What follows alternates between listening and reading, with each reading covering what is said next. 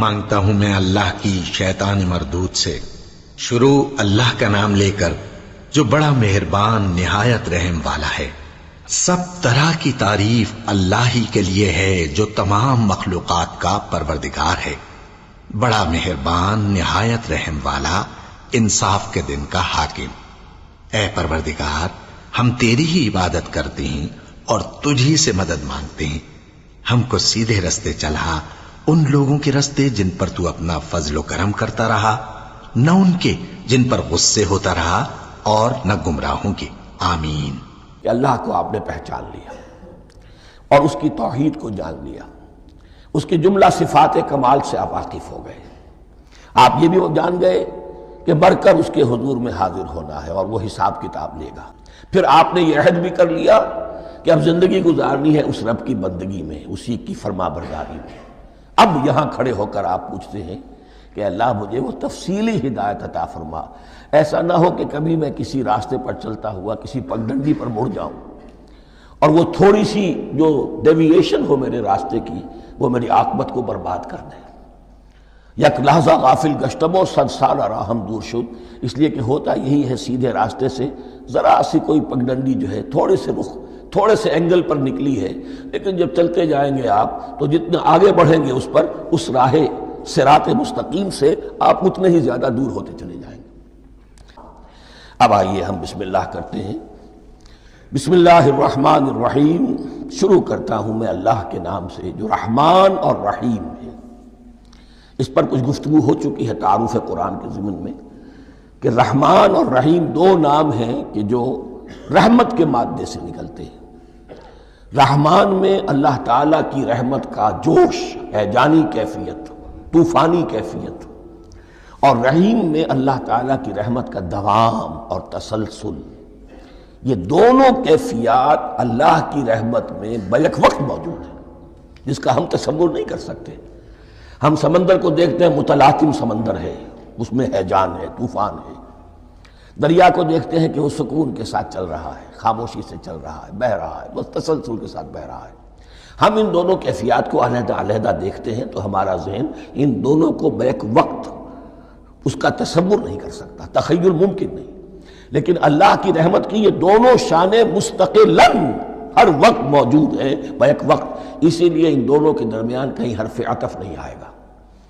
بسم اللہ الرحمن الرحیم، الحمدللہ رب العالمین۔ کل حمد، اور حمد کو ذہن میں رکھ لیجئے، حمد مساوی ہے تعریف جمع شکر۔ عام طور پر ترجموں میں ایک لفظ لایا جاتا ہے، کل تعریف اللہ کے لیے، یہ کافی نہیں ہے۔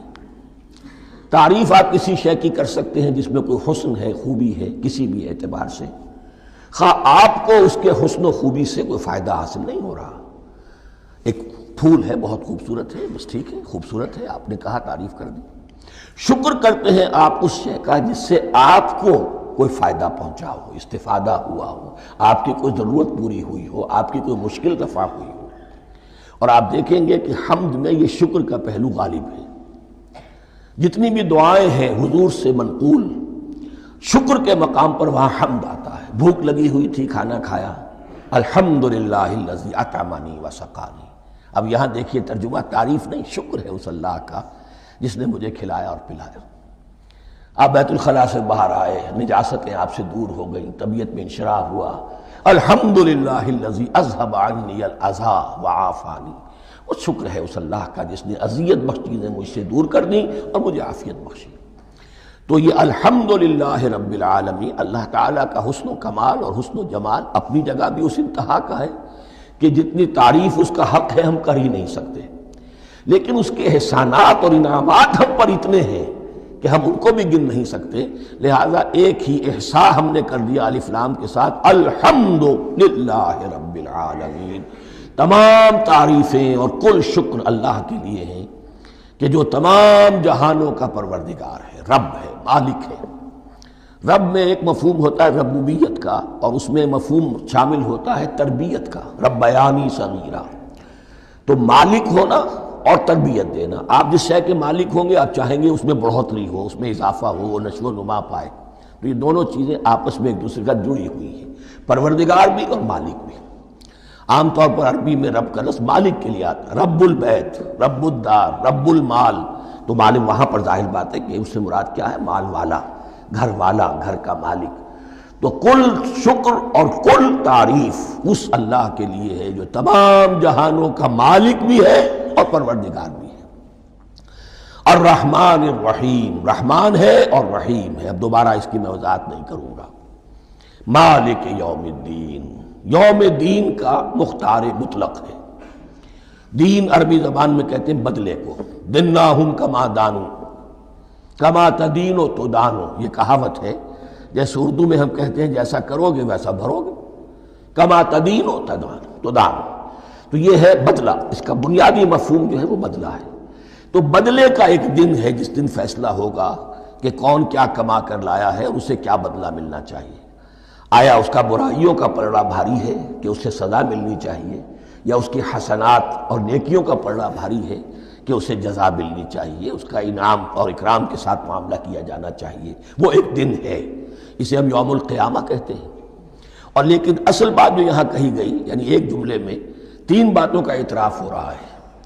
بعث بعد الموت، ایک دن آئے گا کہ ہم مرنے کے بعد تمام انسان اٹھا لیے جائیں گے، پھر حساب و کتاب، پھر اللہ کے ہاں حاضری ہوگی اور حساب کتاب ہوگا۔ اور تیسرا یہ کہ اس حساب کتاب کے دن کا مختار مطلق اللہ ہے، یعنی کسی اور کو اپنے ذہن میں سہارا بنا کر آپ زندگی گزاریں کہ وہ مجھے چھڑا لے گا، یا وہ ہستی جو ہے اتنی زوردار ہے کہ وہ مجھے بچا لے گی، اس سے اپنے دل کو، اپنے ذہن کو بالکل پاک کر لیجئے۔ مالک یوم الدین، ایک دوسری جگہ پر قرآن میں آیا ہے، اس روز کوئی پکارنے والا پکارے گا لمن الملک اليوم للہ الواحد القہار، آج کے دن کس کا اختیار مطلق ہے؟ اور پھر کہا جائے گا اللہ کے لیے، الواحد قہار، جو پوری طرح چھایا ہوا ہے، بس تولی ہے۔ تو مالک یوم الدین، جو جزا و سزا کے دن کا مالک ہے۔ اب یہاں سے کلام ایک رخ بدل رہا ہے۔ ابھی تک تو یہ غائبانہ انداز میں کلام ہو رہا ہے، اللہ سے خطاب نہیں آیا اس میں ابھی۔ الحمدللہ رب العالمین الرحمن الرحیم مالک یوم الدین، اب خطاب ہے ایاک نعبد و ایاک نستعین، ہم صرف تیری ہی بندگی کرتے ہیں اور کریں گے، اور ہم صرف تجھ ہی سے مدد مانگتے ہیں اور مانگیں گے۔ یہ ترجمہ میں کیوں کر رہا ہوں کہ یہ فعل مضارع ہے۔ عربی زبان میں فعل مضارع حال اور مستقبل دونوں کو کور کرتا ہے۔ ایاک کا جو ہے مفعول فاعلی جو ہے، مفعول جو ہے اس میں ضمیر مفعولی، اسے پہلے لا کر حشر کا مضمون پیدا ہو گیا۔ ہم تیری بندگی کرتے ہیں نہیں، ہم تیری ہی بندگی کرتے ہیں اور کریں گے۔ حال میں ترجمہ کیجئے تو یہ اظہار حال ہے، اور مستقبل میں ترجمہ کیجئے تو یہ ایک عہد ہے، قول و قرار ہے، بہت بڑا معاہدہ ہے۔ وَإِيَّاكَ نَسْتَعِينُ، اور صرف تجھ ہی سے مدد مانگتے ہیں اور مانگیں گے۔ اس میں بھی حال کا ترجمہ اظہار حال، اللہ کرے کہ واقعی ہمارا حال وہی ہو، جب ہم یہ الفاظ کہتے ہیں تو واقعتاً ہم اس پر پورے اتر رہے ہوں کہ اسی کی بندگی کر رہے ہوں اور اسی سے ساری استعانت اور استمداد کر رہے ہیں۔ جہاں تک مستقبل کا تعلق ہے وہ پھر ایک عہد ہے، اہدنا الصراط المستقیم، یہ مقام وہ آ گیا کہ یہاں تک تو اے پروردگار ہم پہنچ گئے تیرے فضل سے، تیرے کرم سے۔ فطرت سلیمہ بھی تیری عطا کردہ تھی، عقل سلیم بھی تیری ودیت کردہ تھی، ان دونوں کی روشنی سے ہم یہاں تک تو پہنچ گئے۔ اب ہماری جو ضرورت ہے، احتیاج ہے، وہ کیا ہے؟ اہدنا الصراط المستقیم، ہدایت بخش ہمیں سیدھے راستے کی۔ یہاں دو باتیں سمجھ لیجئے۔ انفرادی سطح پر انسان کے لیے نہ معلوم کتنے مرحلے آتے ہیں ہر روز کہ جس میں وہ ایک ٹھٹک کر کھڑا ہو جاتا ہے، یہ کروں یا یہ کروں، دو آلٹرنیٹو سامنے آ رہے ہیں، فیصلہ کرنا مشکل ہو رہا ہے۔ قدم قدم پر ہدایت کی ضرورت ہے، اور اجتماعی طور پر نوع انسانی تین بڑے بڑے تمدنی مسائل میں واقعہ یہ ہے کہ تسلیم کر لیا جانا چاہیے کہ عقل انسانی اس کو راستہ نہیں دکھا سکتی۔ عام معاشرتی سطح پر مرد اور عورت کے درمیان حقوق اور اختیارات کا کیا توازن ہو، ناممکن ہے، انسان طے نہیں کر سکتا۔ انسان یا مرد ہے یا عورت ہے، عورت سوچے گی اپنے جذبات کا، اپنے خیالات کا لحاظ رکھے گی، مرد کے جذبات و احساسات کا اس کا کوئی تصور ہی ممکن نہیں۔ مرد سوچے گا اسے اپنے احساسات معلوم ہے، لیکن یہ کہ عورت کے احساسات سے وہ نابلد ہے، ان کو محسوس کر ہی نہیں سکتا، لا محالہ وہ اپنے بارے میں وہ جو بھی نظام بنائے گا اس میں وہ اپنی بالادستی رکھے گا۔ وہ تو ایک ہی ہستی ہو سکتی ہے کہ جو دونوں کی خالق ہے، مرد کی بھی عورت کی بھی، اور اس کو دونوں سے محبت ہے، دونوں کا خیر خواہ ہے، دونوں کا رب ہے، دونوں کو پروان چڑھانا چاہتا ہے۔ اسی طرح فرد اور معاشرہ یا ریاست، حکومت اور ریاست ہمیشہ یہ چاہتی ہے کہ سارے اختیارات ہمارے ہاتھ میں آ جائیں، ٹوٹلیٹیرین سوسائٹی ہو، بس ہم حکم دیں اور لوگ اس پر چلیں۔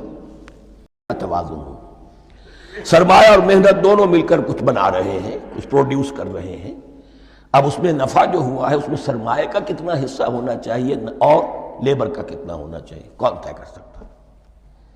اس کے لیے بھی کہ ایسا نہ ہو کہ سرمایہ داری جو ہے آکاش بیل بن کر پورے معاشرے پر چھا جائے، اور غریب بیچارہ، مزدور بیچارہ، کاشتکار بیچارہ وہ گویا کہ چکی کے دو پارٹوں میں پس کر رہ جائے، اس کی کوئی حیثیت نہ رہ جائے۔ لیکن یہ کہ دوسری طرف اگر یہ کہ مزدور کا جو حق ہے اس سے زیادہ اس کو دے دیا جائے تو سرمایہ جو ہے وہ سکڑ جائے گا، شائی ہو جائے گا، وہ پھر میدان میں نہیں آئے گا۔ کیا کیا جائے؟ کون سا نقطہ عدل و اعتدال ہے؟ یہ تین مسائل ایسے ہیں، اہدنا الصراط المستقیم۔ تو یوں سمجھیے کہ ایک جو بنیادی ہدایت تھی، ایک اللہ کو پہچان لینا، یہ جان لینا کہ کل حسن و جمال اور تمام انعام و اکرام کا منبع اس کی ذات ہے، وہ رحمان ہے اور رحیم ہے، اور یہ جان لینا کہ مرنے کے بعد جی اٹھنا ہے، حساب کتاب ہے، فیصلہ ہوگا جزا و سزا کا، اور مختار مطلق اس دن کا اللہ ہے۔ پھر یہ عہد کر لینا ایاک نعبد و ایاک نستعین۔ اس کے بعد دعا، پروردگار ہمیں ہدایت پر قائم رکھ، ہماری ہدایت میں اضافہ فرما۔ اس ہدایت کے لفظ کو سمجھ لیجئے، بنیادی ہدایت، تفصیلی ہدایت، قدم قدم پر ہدایت، ہدایت پر ہدایت۔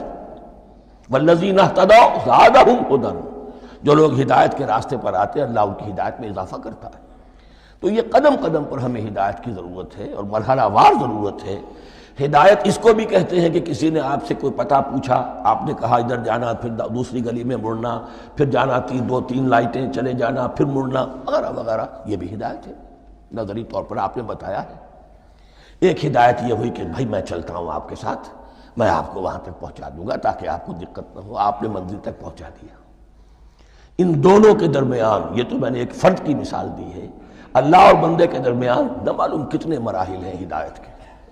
تو کسی وقت بھی انسان اپنے آپ کو ہدایت خداوندی سے مستغنا نہیں سمجھ سکتا، اور نہیں تو پروردگار جو ہدایت دی ہے اس پر ہدایت پر قائم رکھ۔ کیا پتہ شیطان کا کوئی حملہ، کیا پتہ ہمارے نفس کی کوئی شرارت کسی ایسے رخ پر ہمیں ڈال دے کہ اب تک کی ساری کمائی بھی ضائع ہو جائے۔ لہذا یہ نہ سمجھیے کہ جب یہ ساری چیزیں ان کو معلوم تھیں، ان چیزوں کا تو اقرار کر رہے تو اب ہدایت کون سی مانگ رہے؟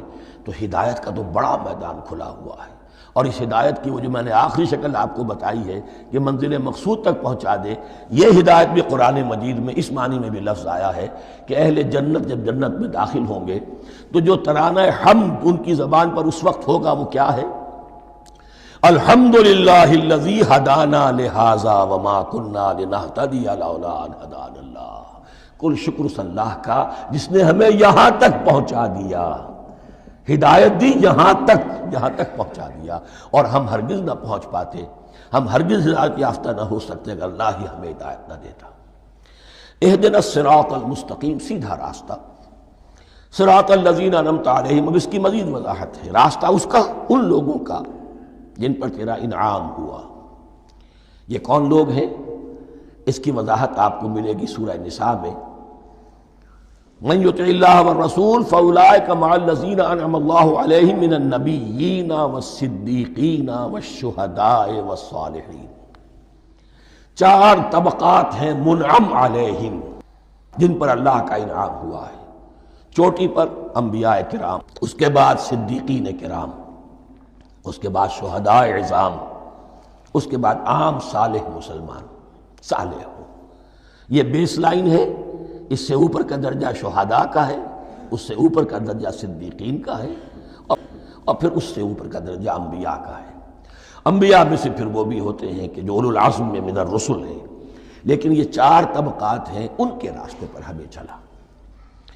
غیر المغضوب علیہم ولا الضالین،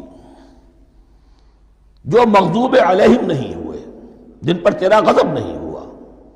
اور غضب ہوتا ہے ان پر کہ جو ہدایت کے واضح ہونے کے بعد ہدایت کو ترک کر دیں، وہ ہے مغضوب علیہم۔